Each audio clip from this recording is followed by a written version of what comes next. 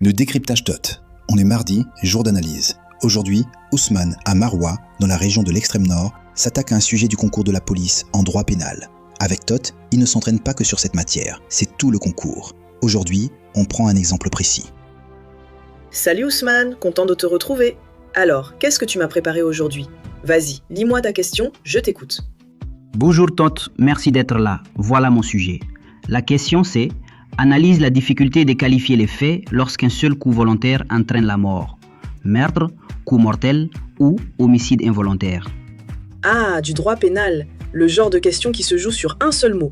Et toi, tu as répondu quoi ? Montre-moi. Alors, voici ce que j'ai écrit. Dès qu'un coup entraîne la mort de la victime, les faits doivent être qualifiés de meurtre. Il y a eu un coup volontaire et ce coup a causé la mort d'un être humain. L'auteur a frappé volontairement, donc il est responsable du décès qui en résulte. La qualification est claire, c'est un homicide volontaire, un meurtre puni comme tel. Peu importe le reste, le résultat est là, une personne est morte à cause d'un coup porté volontairement. Mais je sens que le sujet attendait plus. Petite parenthèse avant la correction. Si c'est que tu écoutes TED, abonne-toi, mets un like et partage à un ami qui prépare le même concours. Voilà, on retrouve Ousmane. Ton intuition est bonne Ousmane, le sujet attend bien plus. Mais commençons par ce qui est juste. Ce que tu poses n'est pas faux en soi. Oui, il y a un coup volontaire, oui, il y a une mort, et oui, le meurtre est bien l'une des réponses possibles. Le problème, c'est que tu t'arrêtes là. Le même résultat matériel, la mort, peut recevoir 3 qualifications très différentes. En le retenant d'office, tu sautes toute la difficulté que le sujet te demande d'analyser. Reprenons la notion de base, parce que tout part de là.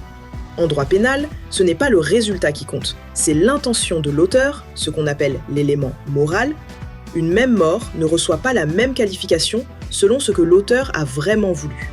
Du coup, voici la démarche, pas à pas. 1. Part du résultat matériel.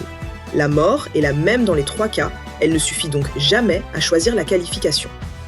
2. Interroge l'intention, c'est elle qui départage. Vouloir tuer, un coup porté à une zone vitale, avec une arme, dans cette intention, c'est le meurtre. Vouloir seulement frapper ou blesser, sans vouloir la mort, qui survient quand même, ce sont les coups mortels, des violences ayant entraîné la mort sans intention de la donner. Même pas d'intention de frapper volontairement, un geste accidentel, une imprudence, c'est l'homicide involontaire. 3, et c'est le cœur du sujet, nomme la vraie difficulté. Pour l'officier de police judiciaire, tout se joue sur la preuve de l'intention réelle, reconstituée à partir d'indices. La nature et la localisation du coup, l'arme utilisée, le contexte, les déclarations.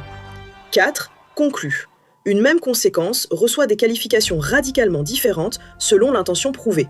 Retenir le meurtre d'office, c'est confondre le résultat et l'intention.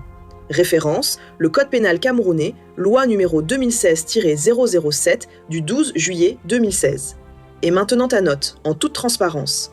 Il y a une piste correcte, le meurtre, mais l'essentiel de l'analyse est manquant. Les 2 autres qualifications et le raisonnement par l'intention. Analyse, jugée 2 étoiles sur 5, moins 2 points d'expérience. Tu connais le meurtre, c'est déjà ça. Maintenant, verrouille les 2 autres qualifications.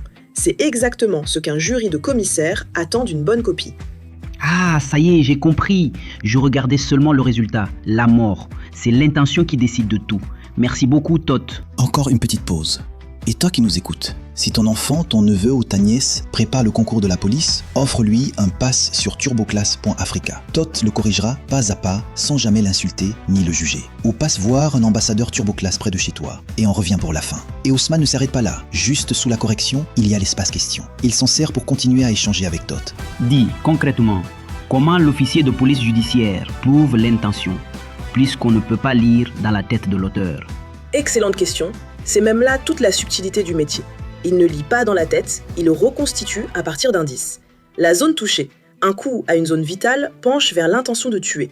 L'arme utilisée, le contexte des faits et les déclarations. C'est ce faisceau d'indices qui permet de dire ce que l'auteur a réellement voulu. Tuer, seulement blesser ou rien de volontaire du tout. D'accord, je vois mieux. Et du coup, quelle est la différence exacte entre coup mortel et homicide involontaire, si dans les 2 cas, l'auteur ne voulait pas la mort? Bien vu, c'est la nuance à ne pas rater. La différence est au niveau du coup lui-même. Dans les coups mortels, l'auteur a voulu frapper ou blesser. Le geste est volontaire, mais pas la mort.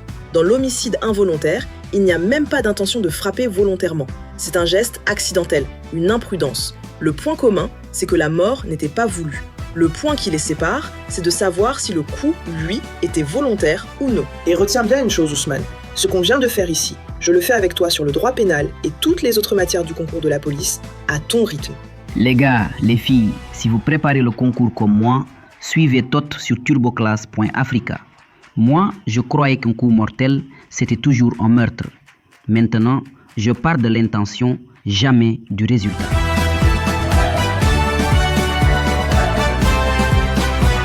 Oui, Turboclass Africa réveille le génie qui dort. 2 fois plus vite, 2 fois plus fort, 2 fois meilleur. Du CEPO BPC.